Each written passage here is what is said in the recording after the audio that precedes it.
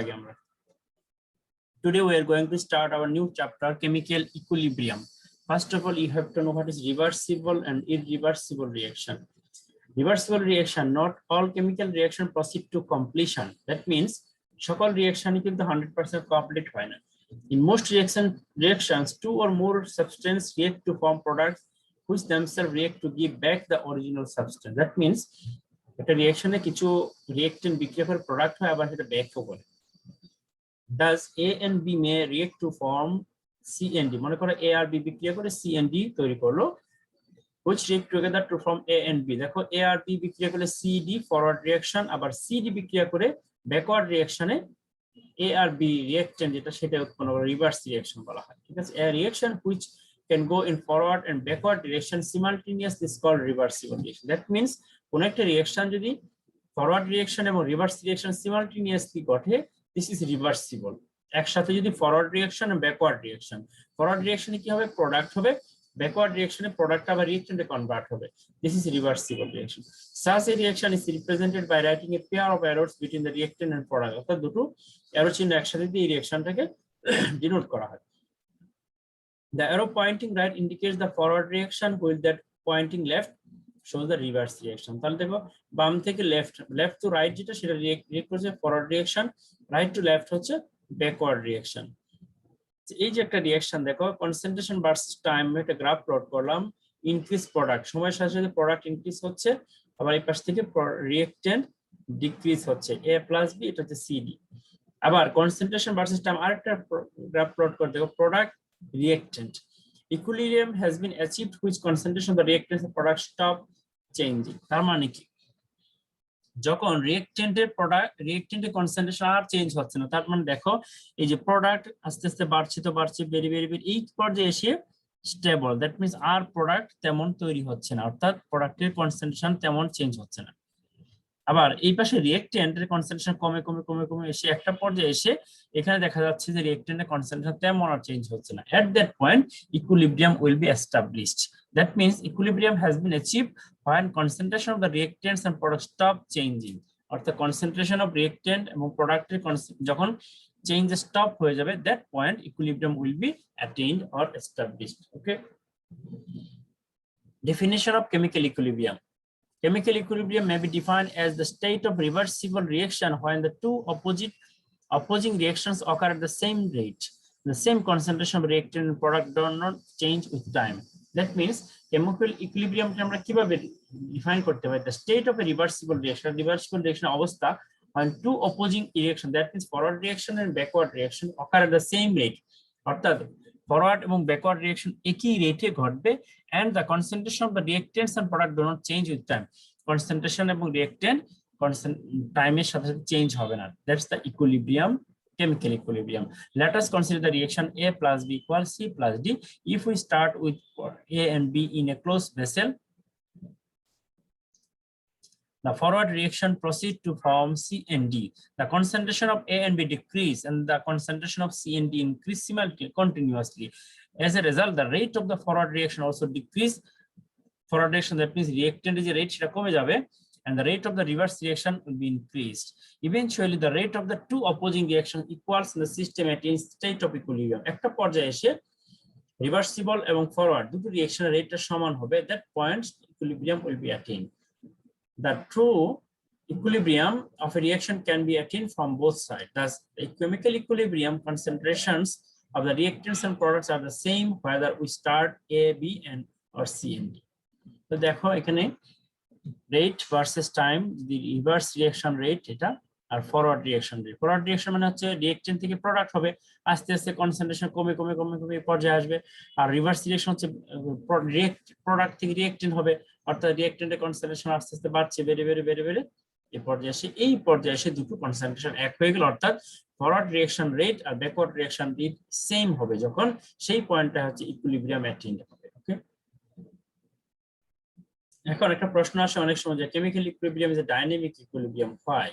We have shown about that as the reaction A plus B equals C plus D attains equilibrium, the concentration of A and B also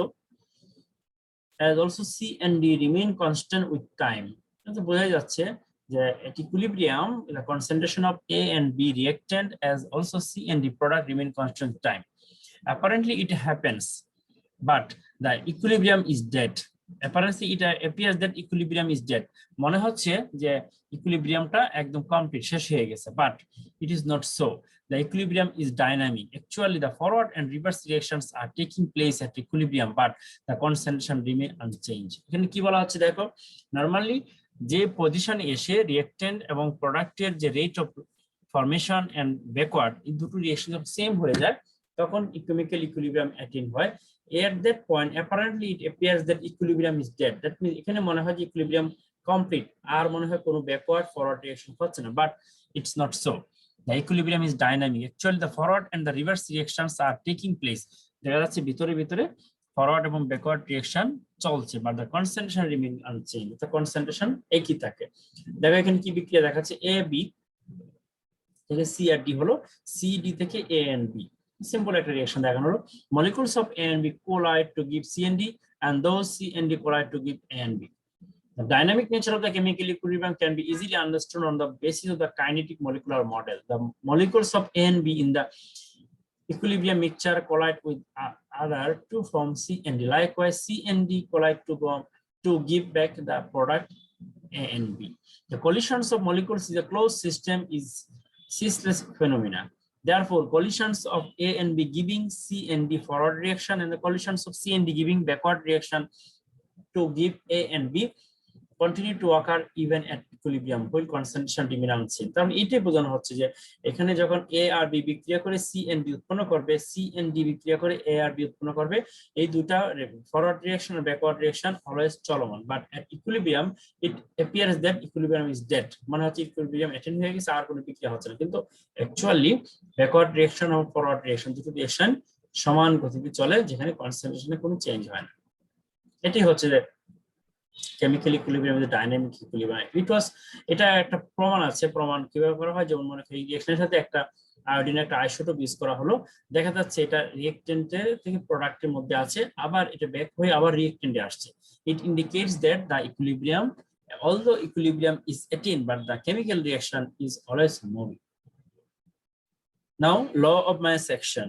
Law of mass action কি বলা হয়, সক্রিয় শক্তির যে সূত্র সেটা, the rate of a chemical reaction is proportional to the active mass of the reactants. এখানে active mass দুটো হতে পারে, একটা হচ্ছে কনসেন্ট্রেশন আর একটা হচ্ছে পার্শিয়াল প্রেসার। মনে আছে তোমাদের অ্যাক্টিভ মাস, জি স্যার, পার্শিয়াল প্রেসার আর কনসেন্ট্রেশন, আমরা দুটো রেসপেক্টে আমরা দুটো ইকুয়েশন ডিরাইভ করব, একটা হবে কেসি আর একটা হবে KP.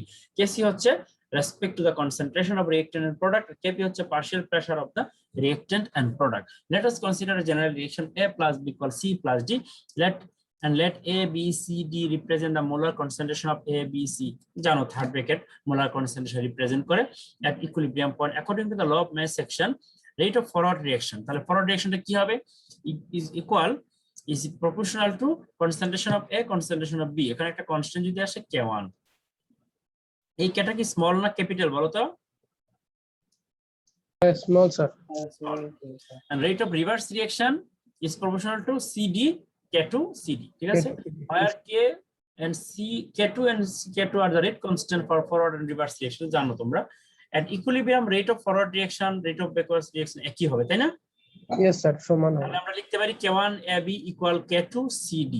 Concentration K1 by K2 equal concentration of C, concentration of D divided by concentration of A, concentration of B, এক number equation. At any specific temperature, K1 by K2 is constant since both K1 and K2 are constant. মনে করো একটা specific টেম্পারেচারে rate constant দুটো বের যদি constant হয় তাহলে আমরা রেশিওটাকে কনস্ট্যান্ট ধরতে পারি। The ratio K1 by K2 is called equilibrium constant and it is represented by the symbol Kc or simply K, capital K.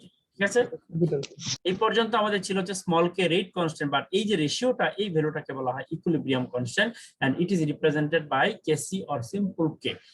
The subscript C indicates the value in terms of concentration of reactant and product. C mean করে যে concentration of reactant and product. তাহলে equation 1 কে আমরা কি লিখতে পারি, Kc equal CD by A. এখানে C টা হচ্ছে Kc the equilibrium constant with respect to concentration, তাই না? জি স্যার, ক্যাসে লিখতে পারবো তো? ওকে, As a general rule, if there are two or more molecules of the same substance in the chemical equation, its concentration is raised to the power. আমরা জানি এটা রেট লতে পড়ে আসছি যে কোএফিসিয়েন্ট যেটা থাকে সেটা কি হিসাবে যায়, কনসেন্ট্রেশন উপরে, কনসেন্ট্রেশনের পাওয়ার উপরে যায়, তো পাওয়ার উপরে, the power equal to the numerical coefficient of the substance in the equation. Consider a reaction, দেখো a small a plus small b b c c, small a b c d এগুলো কি numerical quotient of substance a b c d, অর্থাৎ এগুলো number of moles সংখ্যা। তাহলে আমরা এটার জন্য ইকুইলিব্রিয়াম কনস্ট্যান্টটা কিভাবে কেসি লিখবো, কেসি ইকুয়াল সি, উপরে হবে স্মল সি, ডি উপরে স্মল ডি, স্মল এস, মনে রাখবো সবাই। এখন equilibrium constant express in terms of partial pressure.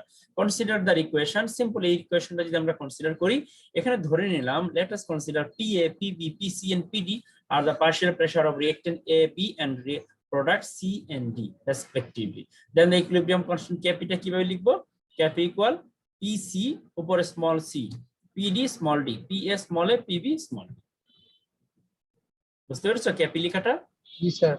ওকে, তাহলে কেসি এবং ক্যাপি কিভাবে লিখতে হয় একটা ইকুয়েশনে সেটা আমরা জানলাম। এখন আমরা যাই নতুন জিনিস, সেটা হচ্ছে লা-শাতিলিয়ার প্রিন্সিপাল। খুব শর্টলি পড়াবো, এগুলো তোমরা কলেজ লেভেলে ভালো করে পড়েছো, জাস্ট পরে নিজেরা বুঝবা। In 1884, the French chemist Henri Le proposed a general principle which applies to all systems in equilibrium. It can be stated as if a change in concentration, pressure or temperature is caused to the chemical reaction in equilibrium, the equilibrium will shift to the right or the left so the minimize the change. Simple কথা, একটা chemical ইকুইলিব্রিয়ামের যদি আমার কিছু parameter আছে, কি parameter আছে, concentration, pressure and temperature. মনে রাখবা একটা কেমিক্যাল ইকুইলিব্রিয়াম যখন 18 হয় তার কিছু প্যারামিটার ভেরিয়েবল থাকে, সেটা হচ্ছে কনসেন্ট্রেশন, প্রেসার আর কি টেম্পারেচার, তিনটা। এখন if a change in concentration, pressure, time, এই তিনটা যে কোনো একটাকে যদি আমরা চেঞ্জ করি, তাহলে কেমিক্যাল ইকুইলিব্রিয়ামটা রাইট অর লেফটে শিফট হয়ে তার যে প্রভাবটা সেটা মিনিমাইজ করে দিবে, চেঞ্জের যে এফেক্টটা সেটা মিনিমাইজ করবে। এটাই হচ্ছে Le Chatelier principle. If a change in concentration, pressure or temperature is caused to a chemical reaction in equilibrium, the equilibrium will shift to right or left so to minimize the change. Okay, and প্রথমে আসি effect of change in concentration. We can restate the La-Shatillier principle for the special case of concentration change. When concentration of any of the reactant or product is changed, the equilibrium shift in a direction so that to reduce the change in concentration of that was. Okay, let us illustrate the effect of change in concentration system. এই যে আমাদের একটা reaction, nitrogen আর hydrogen মিলে হয় কি ammonia, ঠিক আছে, gas condition. When nitrogen or hydrogen is added to the equilibrium already exist, মনে করো আমার নাইট্রোজেন আর হাইড্রোজেন মিলে অ্যামোনিয়া হচ্ছে, এখানে আমি নাইট্রোজেন অথবা হাইড্রোজেন অ্যাড করলাম, রিঅ্যাকটেন্ট অ্যাড করলাম, তাহলে ইকুইলিব্রিয়ামটা কোন দিকে শিফট হবে?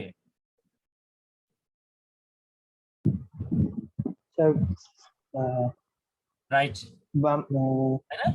তাহলে দেখো the equilibrium will shift to right so to reduce the concentration of nitrogen, La-Shatillier principle. As a result, the production of ammonia will increase, তাই না? ইনক্রিজ হয়ে যাবে না? জি স্যার। রিঅ্যাকট্যান্টের কনসেন্ট্রেশন যদি বাড়ায়, the results in a partial case after the addition of the mole or liter, এখানে just কিছু রেজাল্ট লেখা আছে, দেখবা just. Obviously, the addition of nitrogen increase the concentration of ammonia, while the concentration of hydrogen decrease, তাহলে এখানে concentration of hydrogen decrease হবে, so thus to have better yield of ammonia, one of the reactants should be added in excess. একটা যদি বেশি পরিমাণে add করি আর একটা কমে যায়, তখন প্রোডাকশনটা বেড়ে যায়। ইভেন তুমি যদি এখানে অ্যামোনিয়ার পরিমাণ বাড়াও, তাহলে কি হবে? ইকুইলিব্রিয়ামটা লেফট সাইডে রিঅ্যাকট্যান্ট কনভার্ট হবে, প্রোডাক্ট কমে যাবে তখন, ঠিক আছে? এখন effect of change in pressure, pressure effect, the increase of pressure on a chemical reaction shift in that direction in which the number of moles decrease or vice versa, অর্থাৎ ইকুইলিব্রিয়ামটা এমন ভাবে শিফট হবে যেন নাম্বার অফ মোলসটা কমে যায় অথবা বেড়ে যায়। যেমন দেখো, let us consider the following reaction, nitrogen এবং হাইড্রোজেন, অ্যামোনিয়া। এখানে রিঅ্যাকট্যান্টের মোল কত বলো তো? 1 plus 4 moles.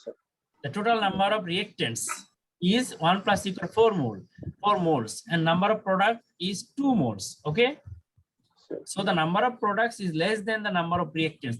বুঝাই তো যাচ্ছে, এখানে 4 মোল থেকে কয় মোল হয়? 2 মোল। তাহলে রিঅ্যাক্ট্যান্টের নাম্বার অফ মোলসটা কমে গেল। As a result, if the pressure is increased, এই ক্ষেত্রে যদি আমরা প্রেসার বাড়াই, the equilibrium will shift right Right side. Yes, sir. that is the production of ammonia will increase.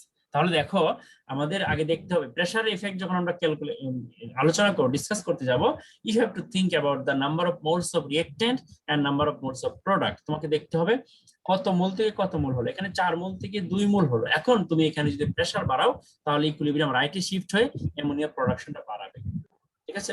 এখন এই প্রেসার যদি কমো, if the pressure is decrease the equilibrium will shift to left, বামে আসবে। some ammonia will decompose to produce nitrogen and hydrogen, in other words the production will decrease। তাহলে এখানে pressure যদি তুমি কমাও তাহলে কি হবে, ইকুইলিব্রিয়াম লেফটে শিফট হবে, তখন অ্যামোনিয়া ডিকম্পোজ হয়ে কিসে কনভার্ট হবে, নাইট্রোজেন আর হাইড্রোজেনের প্রোডাকশন তখন কি হবে, কমে যাবে। এগুলো কিন্তু ইন্ডাস্ট্রিয়াল অ্যাপ্লিকেশন আছে অ্যামোনিয়া তৈরিতে, এই জিনিসগুলো অ্যাপ্লাই করা হয়। স্যার রিঅ্যাক্টেন্টের মধ্যে যদি কোনো একটা সলিড হতো তাহলে কি প্রেসারের প্রভাব থাকতো? यस, প্রেসারের ইফেক্ট এগুলো সব সলিড হবে না, এখানে সলিড হলে সলিডের কোন কনসিডারেশন আসবে না, সবগুলো গ্যাসিয়াস স্টেটে, ঠিক আছে। এই যে তিনটাই গ্যাস। এখন দেখো পরের একটা রিঅ্যাকশন দেখো, the reaction in which the number of product molecules is equal to the number of reactant molecules। যদি এমন কোন রিঅ্যাকশন হয় তাহলে তোমরা উপরটা বুঝতে পেরেছো তো, একটা রিঅ্যাকশন দেখে দেখবা যে রিঅ্যাকটেন্ট এন্ড প্রোডাক্টের মোল কত, এখানে যদি রিঅ্যাকটেন্টের মোল বেশি প্রোডাক্টের মোল কম, একরকম ইফেক্ট, অথবা এরকম হতে পারে রিঅ্যাকটেন্টের মোল কম প্রোডাক্টের মোল বেশি, সেটা উল্টো ইফেক্ট হবে। এখন যদি সমান হয় তাহলে কি হবে, আর unaffected by pressure change, সমান হলে there is no effect of pressure, ওকে মনে থাকবে। যদি রিঅ্যাকটেন্ট এবং প্রোডাক্টের মোল সংখ্যা সমান হয় if the number of moles of reactant and products will be equal, then there is no effect of pressure change। এখানে কিছু রিঅ্যাকশন দেখা আছে, যেমন দেখো N2O4 থেকে 2NO2 হয়, এখানে নাম্বার অফ রিঅ্যাকটেন্টের মোল কত, 1, তাই না, কথা বলো। জি স্যার 2 তাহলে রিঅ্যাকটেন্ট হচ্ছে কম, এখানে যদি প্রেসার তুমি বাড়াও তাহলে ইকুইলিব্রিয়াম কোন দিকে যাবে, বামে, স্যার লেফটে যাবে, আর প্রোডাক্ট প্রেসার কমালে রানে রাইট সাইড। এখন 2 নম্বরে দেখো এখানে 1 মোল আর এখানে হচ্ছে 2 মোল, একই রকম উপরেরটার মতোই, সেম ইফেক্ট, ঠিক আছে। 3 নম্বরে আসো, এখানে আছে 3 মোল আর এখানে আছে 2 মোল, তাহলে প্রেসার বাড়ালে কি হবে, রাইটে যাবে, প্রেসার কমালে বামে আসবে। আর এমনিটা তো পড়ে আসলাম একটু আগে। আর এখানে দেখো 1 মোল আর 1 মোল, 2 মোল, এখানে 2 মোল, নো ইফেক্ট। এখানে 1 mole 2 mole, no effect. It's very easy, just বুঝতে হবে, মুখস্থ করা কিছু নাই। তোমরা কি এই ফিগারটা বুঝতে পেরেছো এটা? জি স্যার। এখন আসো temperature. When temperature of a reaction is increased, the equilibrium shift in a direction in which heat is absorbed। Temperature যদি তুমি বাড়াও তাহলে ইকুইলিব্রিয়ামটা এমন ভাবে শিফট হবে যেন হিটটা অ্যাবজর্ব হতে পারে সিস্টেমে, বুঝতে পেরেছো? যেমন the synthesis of ammonia from nitrogen and hydrogen is a exothermic reaction, অর্থাৎ নাইট্রোজেন এবং হাইড্রোজেন থেকে যখন অ্যামোনিয়া তৈরি হয় একটা হিট প্রডিউস হয়, এক্সোথার্মিক রিঅ্যাকশন। কত হিট হয়, -22.2 kilocalorie. when the temperature of the system is raised, এই টেম্পারেচারের সিস্টেমের টেম্পারেচার তুমি বাড়াও তাহলে ইকুইলিব্রিয়াম কোন দিকে যাবে বলো তো? বাড়ালে স্যার লেফট সাইডে। আমার কথা মন দিয়ে শোনো, তোমার রিঅ্যাকশন আগে দেখবা এটা এক্সোথার্মিক না এন্ডোথার্মিক, ঠিক আছে। if you want to discuss the effect of temperature on chemical equilibrium, first of all you have to think about this, is it exothermic or endothermic reaction? If it is exothermic reaction, that means heat will be evolved, that means heat will be released, তাই তো? জি sir. এখন তোমাকে temperature বাড়ালে equilibrium এমন দিকে যাবে যেন হিটটা অ্যাবজর্ব হয়। এখানে অলরেডি কিন্তু হিট প্রডিউস হচ্ছে, কখন হিট প্রডিউস হবে বলো তো? অ্যামোনিয়া যখন অ্যামোনিয়া উৎপাদন হবে। এখন তুমি যদি এখানে টেম্পারেচার বাড়াও তাহলে ইকুইলিব্রিয়াম বাম দিকে শিফট হবে, কারণ এই যে হিট অলরেডি প্রডিউস হচ্ছে, আরো হিট সে নিতে পারবে না, মিনিমাইজ করার জন্য ইকুইলিব্রিয়াম লেফট সাইডে। Understand? G sir. This results in the lower yield of ammonia। এই ক্ষেত্রে কি হবে, অ্যামোনিয়া প্রোডাকশন কমে যাবে। That's why you have to think about the optimal condition to produce maximum yield of ammonia in industrial. On the other hand, by lowering of the temperature of the system, the equilibrium will shift to the right, which involves the heat in an attempt to rise the temperature. This would increase the yield. তো বুঝতে পারছো উল্টা হবে। But with decreasing temperature, the rate of the reaction is slow, and temperature কমালে rate of reaction কমে যায়, তখন আবার equilibrium slowly, তখন কি হবে, কমার্শিয়ালি প্রোডাকশন সমস্যা। এই কারণে আমাদের একটা অপটিমাল টেম্পারেচার লাগে। It is not feasible to use temperature much lower than 500 degree. At lower temperature, even in the presence of catalyst, the reaction is too slow to be practical. তাহলে lower temperature আমার এই রিঅ্যাকশনটা খুব slowly হয়। if you use catalyst, the catalyst use করলে তাও খুব অল্প হয়। এবং ইন্ডাস্ট্রিয়ালি তোমাকে লার্জ স্কেলে যখন অ্যামোনিয়া প্রডিউস করতে যাবে, তখন আমি যদি টেম্পারেচার কমাইতে থাকি, তাহলে তো ইকুইলিব্রিয়াম অ্যাটেইন হবে অনেক দেরিতে, প্রোডাকশন হবে না। সারাদিন আমি ইউরিয়া কয় বস্তা বানাবো, কয় প্যাকেট বানাতে পারবো? বুঝতে পেরেছো? এই জন্য কি কথা, একটা মিনিমাম কন্ডিশন এস্টাবলিশ করতে হয়, অপটিমাল কন্ডিশন বলে। এখানে দেখো এই যে pressure ammonia, percentage of ammonia at equilibrium pressure, দেখো এখানে প্রেসার কিন্তু বাড়ছে, আর টেম্পারেচার 600, 500, 400, 300, 200 আস্তে আস্তে বাড়ছে। প্রেসার বাড়াচ্ছে, টেম্পারেচার কমাচ্ছে, এই দুটো মিনিমাইজ করে এই জিনিসটা তৈরি করে। এখানে কিছু রিঅ্যাকশন আছে, দেখো ইকুইলিব্রিয়াম কোন দিকে যাবে এটার ক্ষেত্রে। এটা কি বিক্রিয়া, এক্সোথার্মিক না এন্ডোথার্মিক বলো তো? এক্সোথার্মিক। কিভাবে বুঝলা? হিট, তাপ বের হচ্ছে। এখানে প্লাস আছে মানে কি, ডেল স্কয়ার কত? Negative sir, minus minus. তার পরীক্ষা বুঝতে হবে এটা, এইভাবে যে প্লাস দেওয়া থাকে that means it is negative value. Del square -284, that means this is exothermic, so equilibrium would be shift to left side. This is also exothermic, this is also exothermic. এটা কি এক্সোথার্মিকের ক্ষেত্রে কি স্যার লেফটে আসে? Endothermic sir এটা। Exothermic এর ক্ষেত্রে temperature বাড়লে ইকুইলিব্রিয়াম লেফট সাইডে যাবে, মনে রাখবা, ঠিক আছে? এক্সোথার্মিক এর ক্ষেত্রে ওকে। জি স্যার। আর এন্ডোথার্মিক এর ক্ষেত্রে উল্টাটা হবে, রাইটে যাবে। যেমন দেখো এটা কিন্তু এন্ডোথার্মিক রিঅ্যাকশন, এটা এন্ডোথার্মিক, এটা এন্ডোথার্মিক, জি স্যার। বুঝতে পেরেছো? তাই এই তিনটা এন্ডোথার্মিক, এন্ডোথার্মিক এর ডেল ইকুয়াল পজিটিভ। জি স্যার। এই যে এই জিনিসগুলো চিহ্ন দিয়ে কি মিন করে দেখো, এই পাশে হিট দেওয়া মানে কি, হিট অ্যাবজর্ব হচ্ছে, তাই না? বের হয়ে যাচ্ছে, দেখি বোঝা যায়। তোমরা বুঝবা যদি রিঅ্যাকট্যান্টের সাথে হিট লেখা থাকে, দিস ইজ এন্ডোথার্মিক, ওকে। আর যদি প্রোডাক্টের সাথে হিট লেখা থাকে, এটা কি? Exothermic.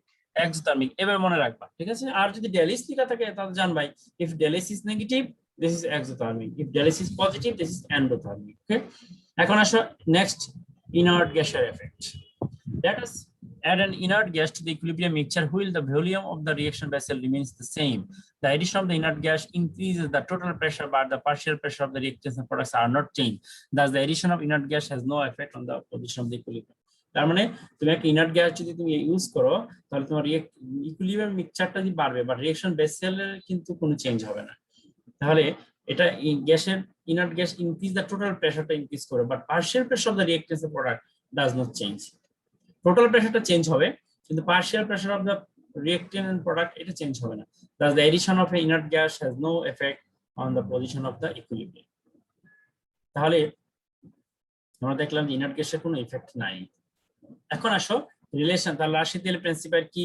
According to Le Chatelier principle in on the exothermic and endothermic reaction, you have to study the effect of pressure, effect of concentration, effect of temperature and effect of inert gas.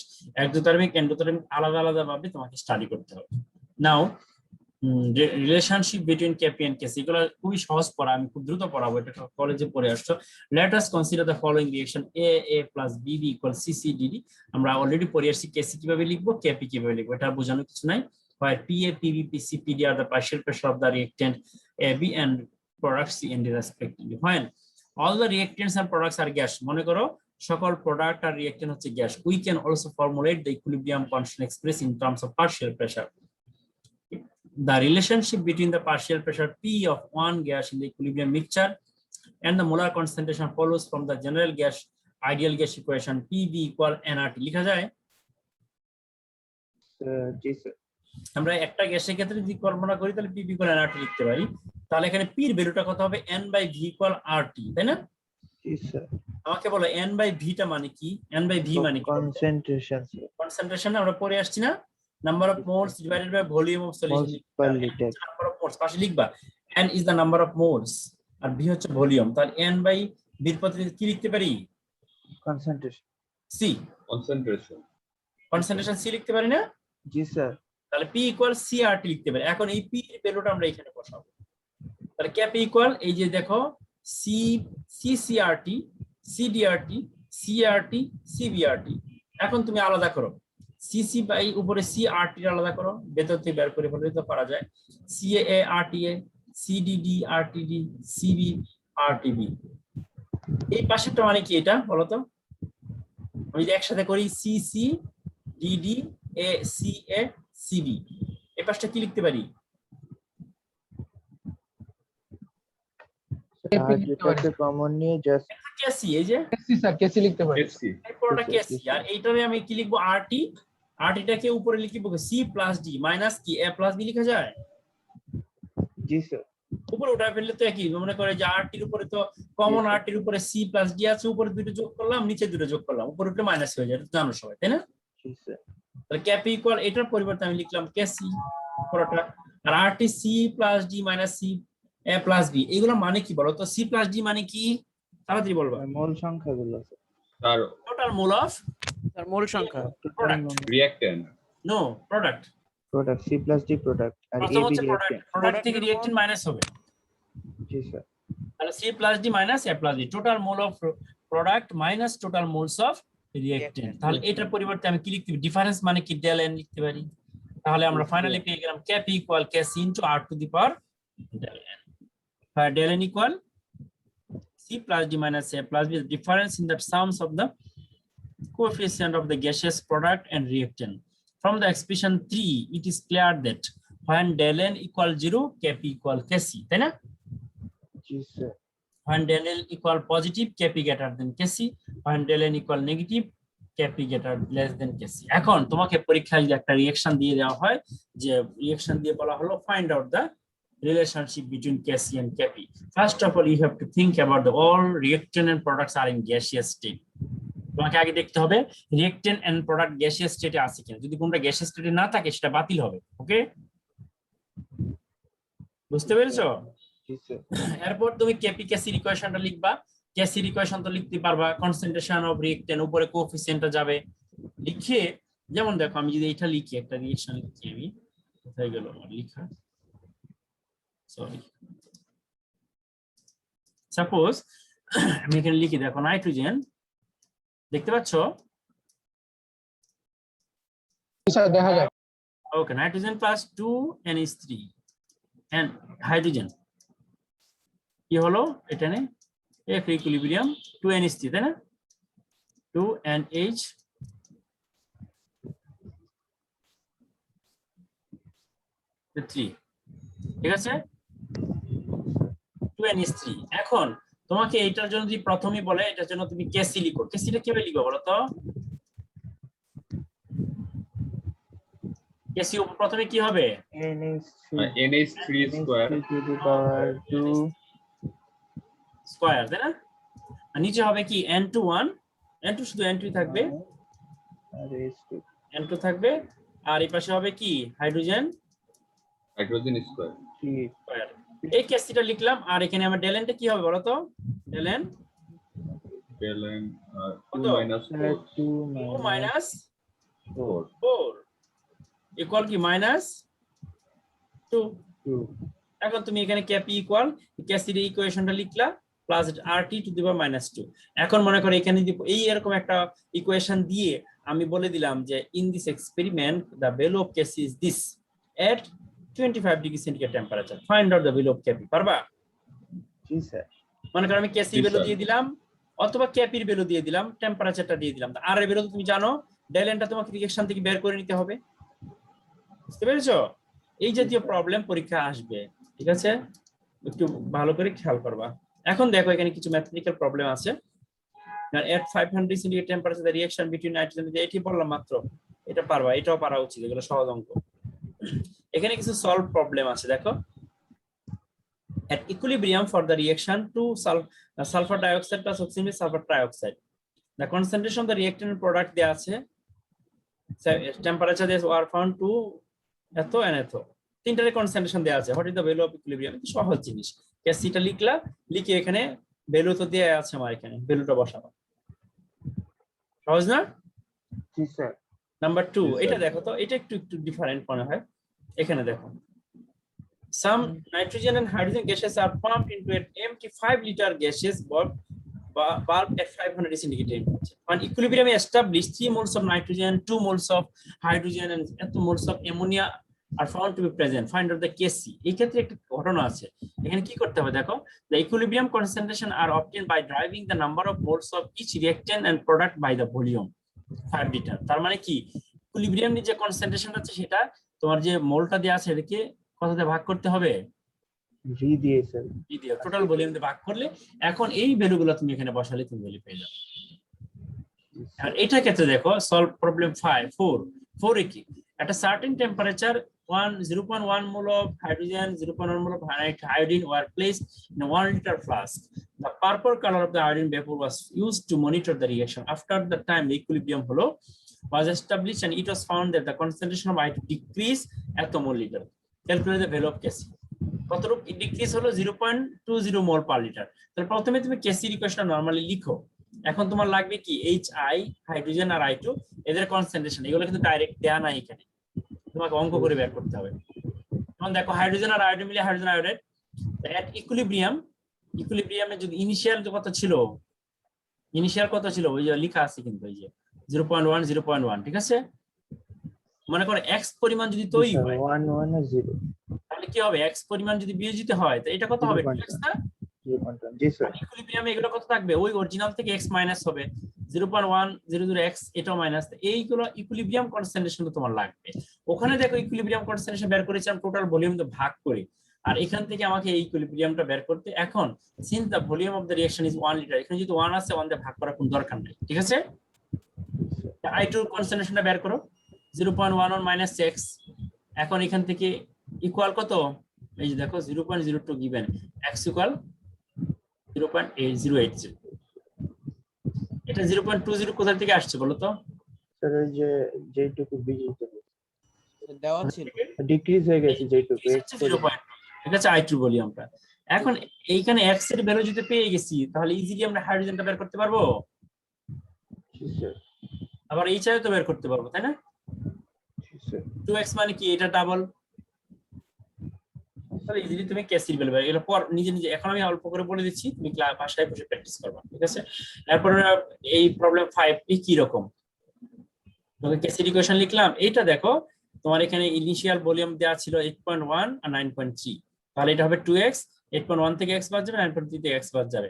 তাহলে hydrogen iodide 13.5 millilitre দেওয়া ছিল, এটা হচ্ছে 2x, তাহলে এখানে x এর value পেয়ে গেলাম ইজিলি। হাইড্রোজেন I2 কনসেন্ট্রেশন, যখন একটার ভেরিয়েবল x এর ভ্যালুটা তোমাকে একটা ধরে বের করতে হবে, বুঝতে পেরেছো?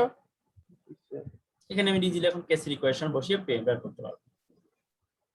আর এই প্রবলেমটা আমরা এইচএসসি তে কেসি বের করার সময় স্যার, মানে কেপি বের করার সময় স্যার ওই পুরো প্রতিপাদনটা করে করতাম আমরা, কি এখনো পুরো ওই তোমার এখানে কেসির ভ্যালু বের করতে গেলে তুমি এত রূপ বের করে ফেলবা, এই শর্ট করে, ঠিক আছে। স্যার একটা কোশ্চেন ছিল।